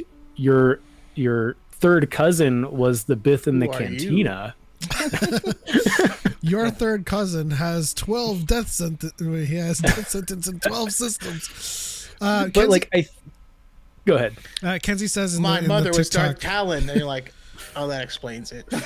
Kenzie says in TikTok, I mean, Oneness in Legends was not that rare. It really wasn't, but I'm saying like the outrage with which Rey is the one to do it in canon would be like, come on, Disney. You know, it's just a lot of like people hating.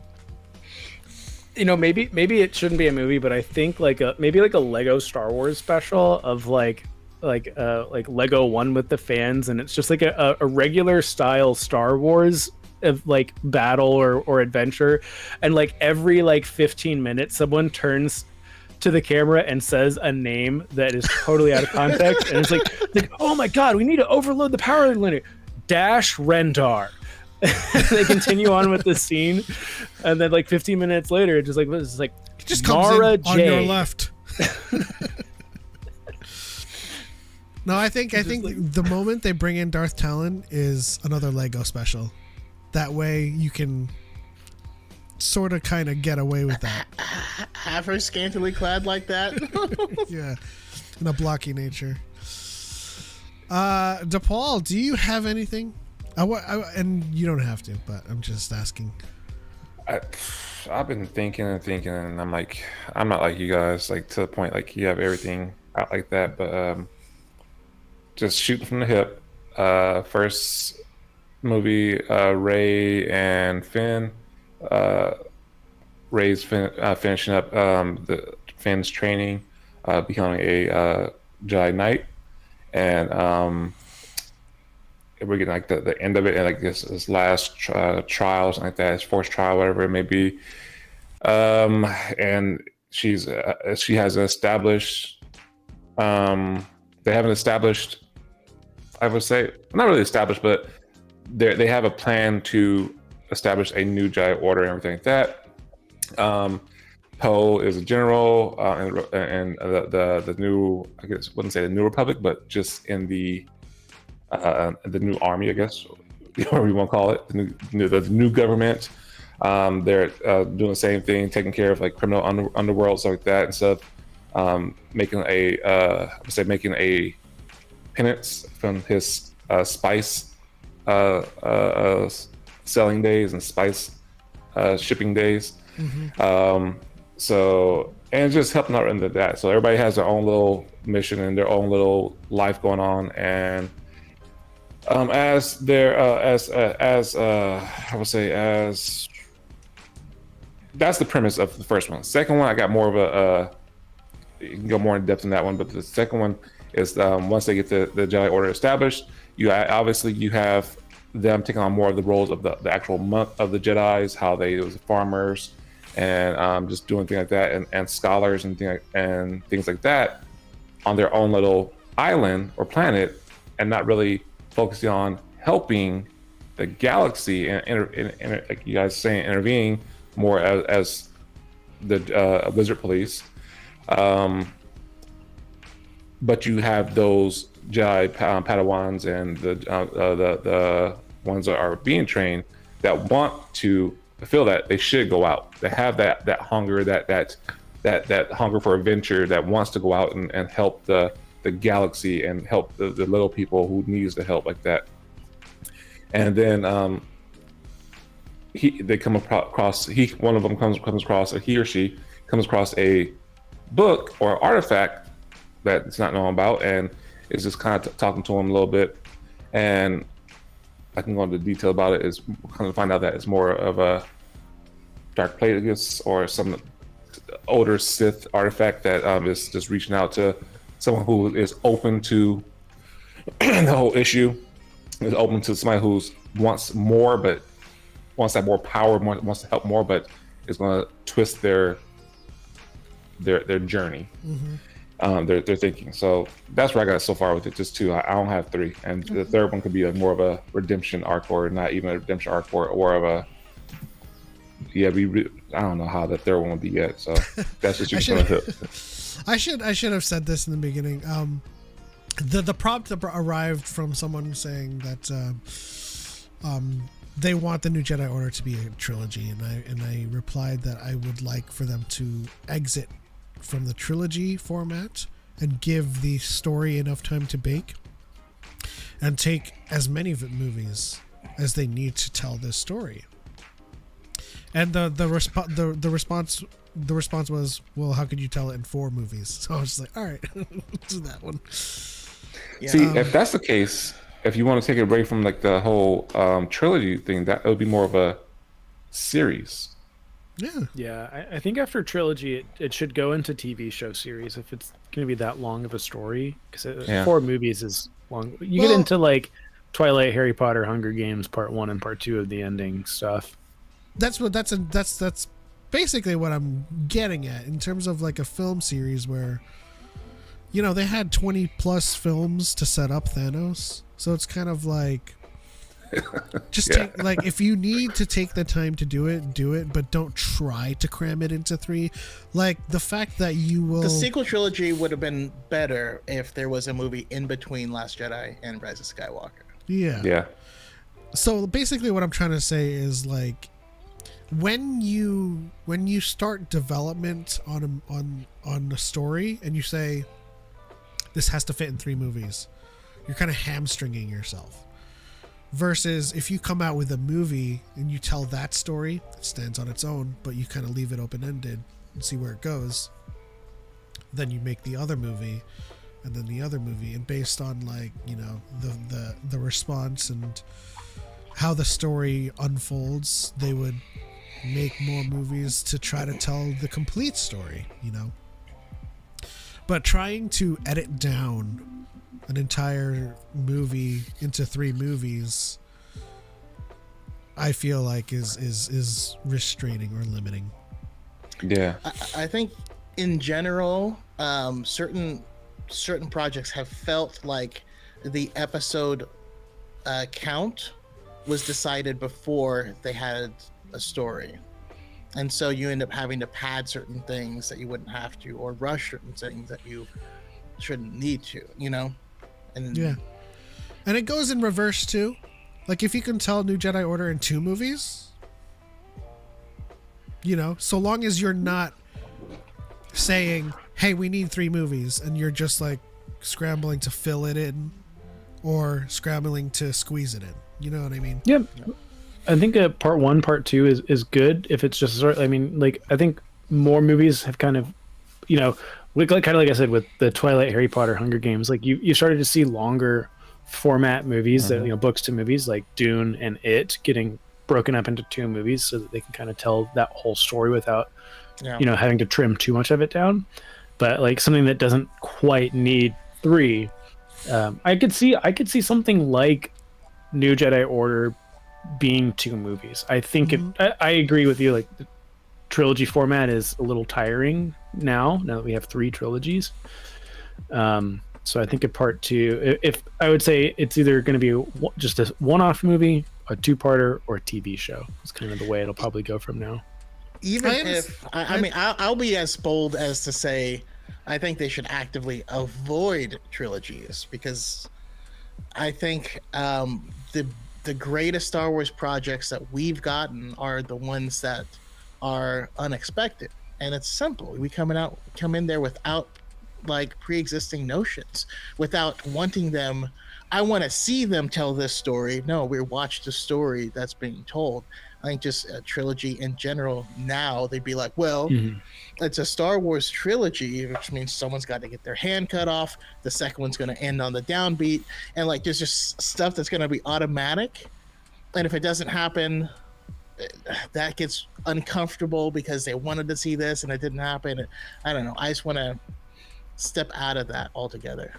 Yeah, I think for the most part, when I think of New Jedi Order possibly encapsulating one or two movies, if at all one movie, it's so that like we're not creating an expectation of a series, but rather you can do New Jedi Order in one movie and then the next movie could still take place after it, but it's not, you know, you're still kind of creating the building blocks of just being able to create films within that timeline, but it's not like, oh, part 2, you know, it's New Jedi Order and then the next one we'll see Finn go on a journey himself and it's after New Jedi Order, but it's not New Jedi Order part 2, right? You're just giving yourself the open-endedness to branch off from there and explore different threads from that one.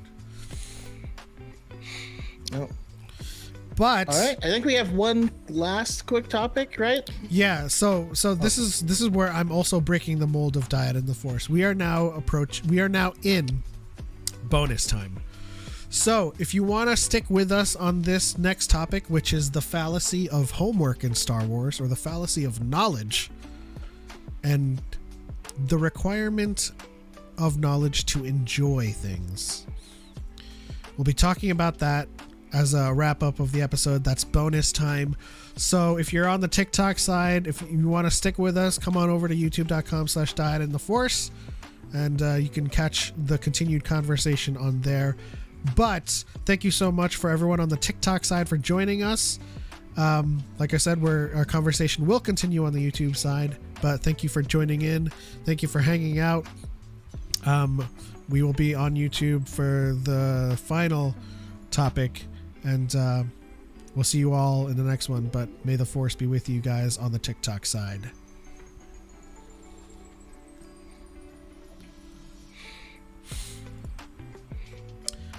All right. So this is the premise of this topic, and it came across to me as I was watching people review Ahsoka. There were several people who disliked Ahsoka because they thought you needed to watch Rebels, you needed to watch Clone Wars, you needed to have this prior knowledge to enjoy it. And I watched a video by Mattman, and he said how much his review was like, I enjoyed Ahsoka so much. And then someone in the comment section said, yeah, but I feel like I didn't like it because it requires you to have seen Rebels. And then Madman responded, my wife hasn't seen any of that, and she enjoyed Ahsoka. So I asked my sister, I asked my brother, very casual Star Wars fans, only the movies, know nothing about Clone Wars. My brother has seen The Mandalorian and Obi-Wan, but like no Clone Wars, no Rebels, no comics or books. They all enjoyed Ahsoka. And I started to think to myself, is this a problem we create ourselves? Being folks that have seen Rebels, have seen Clone Wars, read the books, read the comics, have the knowledge, do we ourselves consciously say, oh man, these people are probably going to need to watch these to enjoy it? Because I don't see people who don't watch all of that stuff saying that stuff and still enjoying that stuff. Here I got a perfect take on that. Yeah. Here is it. And it's going to tie into Lord of the Rings. Before the movies came out, I never read the books. So there's more stuff into it. I didn't know crap about Lord of the Rings. And there's two versions of the movies. There's theatrical, then there's extended versions, then there's all kind of stuff, and they kind of deter from the movie. There's some that's real focus on it and like exactly like it, but I didn't know anything about it. I didn't know that Lords of the Rings, the trilogy, came from The Hobbit. But guess what? I still enjoyed it. I mean, yes, and when I found out, I was like, oh, it came from The Hobbit? Oh, I want to check that out now. So, I know you said, do we, and when you say do we, do you mean like us in general or us personally? As a collective or individually? Because when you say that, like that sounds like a personal thing that you create, because if you know that it exists, like you said, you ask your family and everything like that, your friends. My mom's the same way. She's like, hey, what's this and all this and stuff like that. She likes Star Wars, but not like me. We're like hyper focused on it. And she's like, well, what's this? Oh, watch, you like it? Okay. Well, she doesn't ask anything about Clone Wars like that. So, oh yeah, I'm not into like the animated stuff. Like, no problem. Cartoons, no problem. Don't watch it. And she still enjoyed The Mandalorian. When we watched the Kenobi show, she enjoyed that. She had some questions, but she didn't have to go into reading the comics and everything like that. But so, we create, we as individuals create that own premise for ourselves. Yeah, and that's to clarify. I was saying, like, as people who have the knowledge, who have seen these shows, we tend to create these roadblocks ourselves. You know what I mean?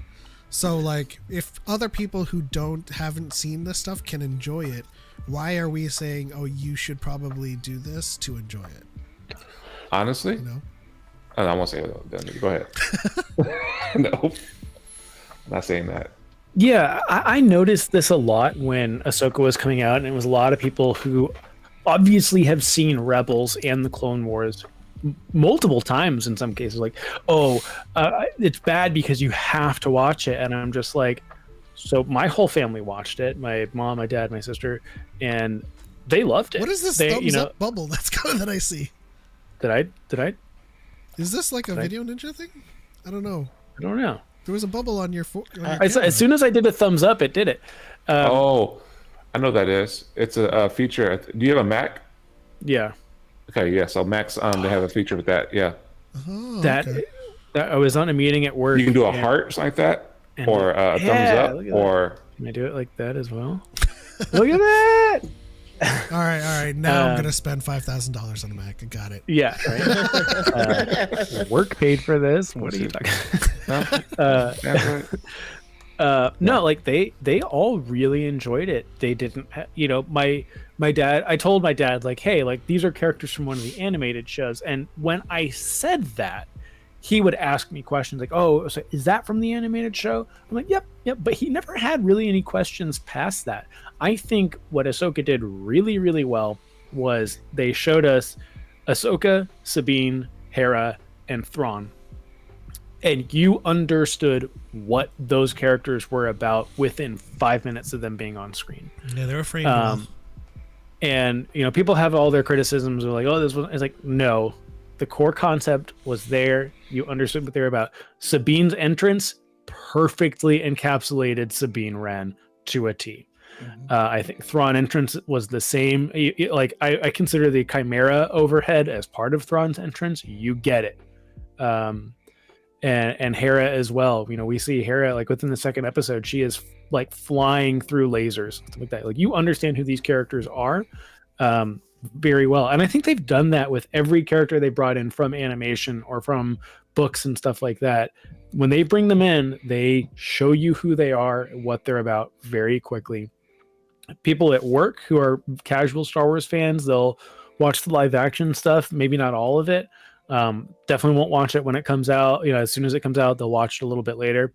People who have started watching Ahsoka are like, oh, this is great, and they don't even know it's associated with Rebels. They don't.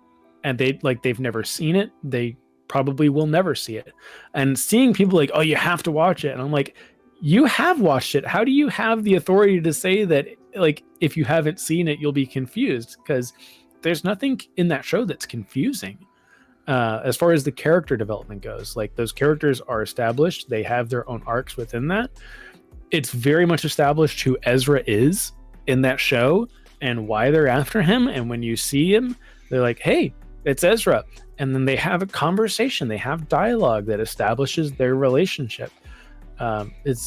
It's very straightforward. And I think it's silly that, like, I think you said it right. It's like we created the issue of telling people that they have to watch this.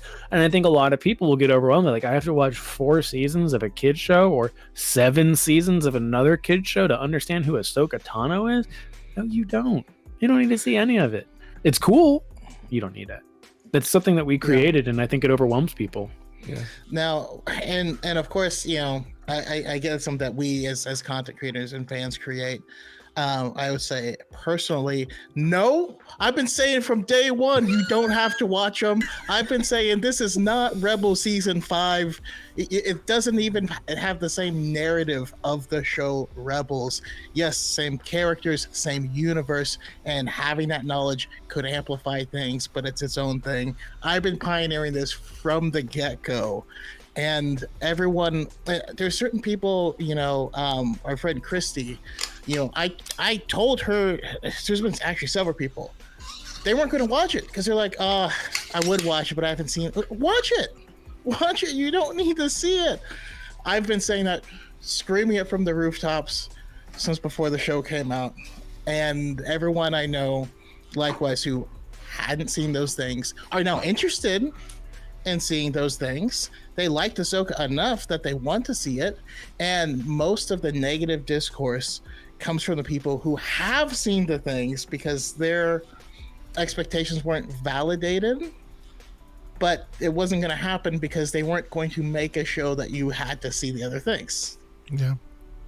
Yeah, I think it's also silly because we don't have the same people saying, "Ugh, you're not going to understand Rebels unless you've read every Thrawn book out there." Like, we don't say that, but Thrawn is well established in that show, despite there being plenty of material on him outside of that show, and he's just well done and well represented. And I think in Ahsoka, it's the same case. It's the same case. Yeah, same thing with like you said, Ahsoka shows up.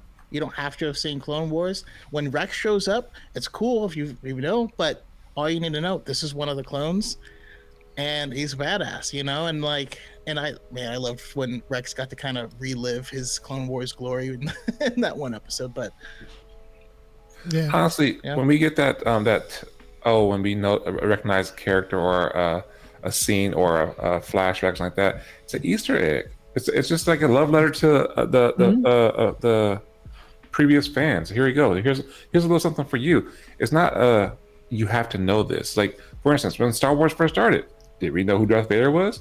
No. But guess what? This is Darth Vader. Okay, great.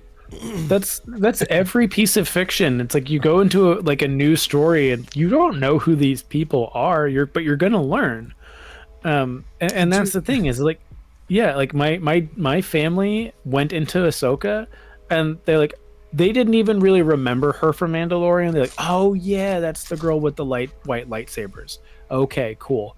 But there's to them, Sabine, Hera, and Thrawn, they're just new people. They're just new people to Star Wars. And I told my dad, Thrawn's been around since 93? There was books written about him, in the 90s. He was a huge deal for big Star Wars. And he's like, oh, that's cool. He's not going to go back and read Heir to the Empire. He doesn't need to. Yeah. It almost felt, a part of it to me almost felt like, and for the most part, it didn't cross this line, so I didn't say a lot about it. But it felt like the elitism that causes gatekeeping of new people are going to come into my safe Rebels space. But I think it was mostly Rebels fans just haven't gotten much love on anything. Rebels as a show was oddly hated for no reason. People have turned around on it now, but now that it's finally getting love, you kind of have that hipster instinct of well, I liked it before it's cool. No, you have to come up like I did. You don't get to enjoy this part until you have that part too. Yeah, I mean, in terms of like how my siblings watched it, my brother had only one question, and he said, "Oh, so Ahsoka was Anakin's Padawan?" I was like, "Yep." I was like, "Oh, cool." And then to kind of respond to the junk man who said, never watched the cartoon and wanted to like the Ahsoka show, didn't like it, never could figure out why they wanted Thrawn so bad. He didn't seem that big of a deal. To that, my brother had only one comment. He said, that guy looks like he's a real threat because he saw a huge destroyer, a whole bunch of stormtroopers, and Night Sisters kind of beck and call at his beck and call. Yeah. I didn't think have to the look of explain those that to him. stormtroopers too was really like, these are not regular stormtroopers. These are stormtroopers who've seen some shit and survived. Poor Pick and Waffle. These are red duct tape stormtroopers. They're ready to fuck. And that's not to say like I'm invalidating how you felt, Junkman. I'm just saying, like, from my brother's perspective, he saw a clear threat in that imagery, and I think they largely did a great job of creating that threat, especially with Balin and Shin seeking him out. It's like, oh, you got like two Darksiders seeking this guy out. Yep. I can understand where he's coming from, because like when I saw Tarkin for the first time, I was like, why is Vader taking orders from Tarkin? Who the fuck is this person? And then you like more and more you learn about Tarkin, you're like, oh damn, okay, he's actually badass, and you like give him the order to blow up a whole damn planet, and Vader's just sitting back like, okay, well, I'm this little biatch. Yeah, they kill him in the first movie. Wasted potential, bad planning. I actually always have the exact opposite approach, though. If you're like, because Vader's like choking people, and Tarkin's like, knock it off, and he does, and you're like, who is that, Grandpa? Dang, like, Tarkin. what is? You know what? For me, it's not like, does that guy have the authority? It's like, huh. Good point. It's like when you're watching a martial arts movie and everyone is like scared, but there's like one little guy and he's super calm and unbothered, and you're like, oh, that guy. Also, to Eliana's point, I contend that Chopper did commit a war crime, because I think those people that were trying to escape would have needed their day in court, but they got blown up instead. I do love the when Hera is saying, we can't blow up the ship, it'll crash into the city, and it sounds like Chopper saying, is that bad? The Chopper dialogue was especially perfect in this, because they made it so that you understood everything he was saying without him saying anything. Mm-hmm. Yeah. Diablo Cooling says, when Force Awakens came out, I loved the movie. I didn't know anything about the old movies until I watched the old movies a lot later. I was a Star Wars fan when I watched Force Awakens for the first time.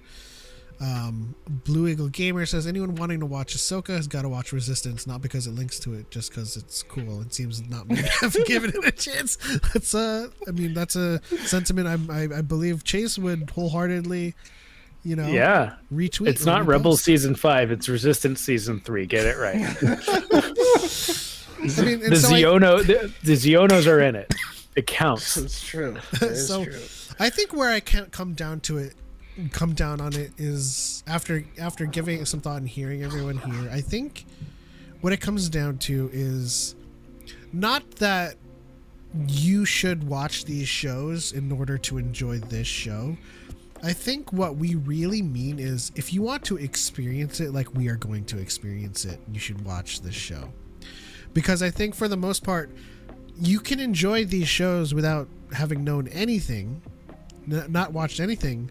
But as people who have, we have little nuances, and like what DePaul said, Easter eggs that we're looking forward to, little connections that make it uniquely ours when we have seen all of this stuff. And so when I say, like I take my conversations with Sue and trying to get her to watch Rebels with Johnny, I'm like, in order to see where this is, like how this connects, you should watch Rebels. And so I think more so than you're required to watch it, I think we're trying to get people to have the same experiences as us and seeing these small little tidbits and Easter eggs, which of course isn't required. But I think that's where initially comes from, because I don't think any of us truly believe that you have to watch these, but we want them to kind of have that experience. You know what I mean?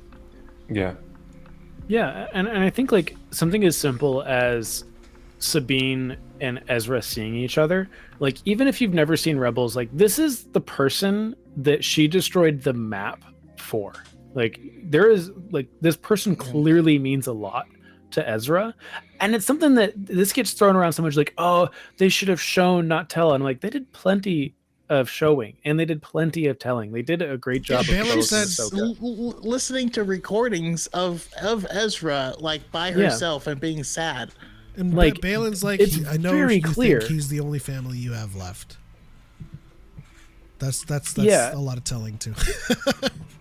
And when you see that on screen and you see that this is the person since episode 1 she has been missing and looking for, like it hits you and it's like, oh, this is good, but it hits you harder and in a different way if you have seen Rebels and you know that relationship. So like it's a win-win situation. Is if you haven't seen it, you understand, and it's a great moment in Star Wars when you see them reunite, and it's a even better moment if you've seen those connections before. Oh yeah, especially it's kind of like if you watch Lord of the Rings, and it's even better if you know the actor broke his foot in this scene. Right. And it's kind of like, I think one of my favorite things about the show is how deliberately Sabine is not all that thrilled to rejoin Ahsoka until Ahsoka's like, we could find Ezra. And she's like, oh, I'm in. And I think a lot of people, they complained about like, oh, they told us that Sabine and Ahsoka like were training together. They didn't show us that, and I'm like, do they need to? Like it's just established. It's like, this is a new thing for you. And I think some of it does come from people like thinking they just like, well, I watched Rebels and Clone Wars, so I know everything about these characters. And it's like, well, clearly you don't, because they're still building, and you're gonna learn more as this show progresses. It's like, you can still watch Clone Wars without watching the movie, which I still have never watched. Stuff happens to these characters off screen as well, and like it's been 10 years, it's been a decade. They've seen some stuff, and we need to understand that jump in time. I think object permanence is some Star Wars fans do have an issue with. So one of my favorite things, like the show Young Justice has jumps every season, and it beautifully amplifies a story when you are filling in the backstory of like, these two are broken up now, what the hell, but they're forced to be on a mission, this is awkward, what happened? And you're uncovering mystery while you're watching the adventure, and it's fantastic. I actually love that type of thing. I think and this is me being personally annoying, when people say like, oh, they didn't explain well enough that Ahsoka and Sabine were master and apprentice, I'm like, how do you think 99.9% of Star Wars fans feel when they learn that Anakin Skywalker has a Padawan? It's like that's not talked about. It's one of the things, like that was a huge criticism in the Clone Wars when it first came out. I remember even watching it when it first aired. I'm like, he has a Padawan? This is not talked about. This is how is this going to even come close? She's going to die in season 1, right? That's how they're going to figure this out. My reaction was, this art style is terrible. I'm not watching this. Oh, man, my reaction was, where's she been? Like, because I didn't see her in like Revenge of the Sith or anything. Yeah, like it was it's still confusing to people when when people watched Ahsoka. That was the one thing people said was the most confusing thing, and I think it goes to show that we have such a different perspective from your average fan, is that the most confusing thing to people about Ahsoka wasn't Hera, Sabine, and Thrawn. It was, Anakin had a Padawan? Yeah, like, I mean, that's what most people were confused about. It's like, yeah, they just tell you that they have a relationship, and you're just like, okay, I need to go back. She was in the prequels, right? And you're like, nope. Like, that seems like a big deal, him having a Padawan. Yeah, it is a big deal, and it's not talked about in the prequels. So it's funny that no one really brought that up, but that was the one thing that someone brought up at work. It was like, I didn't understand that. Did I miss something in the prequels? And I'm like, you sure didn't. You missed 7 seasons of a kids show, 5 of which aren't really good. But yeah, it's funny that's kind of the way it kind of went with a lot of more involved fans. You know what? and in going towards kind of like wrapping things up for this episode, I do appreciate how Lucasfilm is trying to make it more and more difficult for people to be ignorant. Because if you ever made a video about Sabine not having enough training and you had the lines in the show of Ahsoka saying your upbringing as a Mandalorian, it will, like, you know, explains your talent with weapons, but that won't be enough in her training, and she has training scenes. And I would argue Sabine has more on-screen training than Luke. Most people do. Most Jedi have more on-screen training than Luke. Especially with a lightsaber. Because we don't see any of that. But that's besides the point. I mean, you know, I would love it if, like, the future films are, like, it might be a hindrance to the overall quality of the film, but if they really want to be, like, overt about everything, and, like, every 5 minutes of the film, it's like, did you get your training done today? Yeah. Okay, good. And then the next Good. 5 minutes, We have to make all sure right, we we're going on a establish mission. that. Did you train? Yes, I trained. I have to direct you to the literal Chekhov's gun that is Chewie's blaster, and people still don't acknowledge it. So I don't know. You can bring a horse to water, but if he's a bitch, he won't drink it. I don't know. I hate bitchy horses.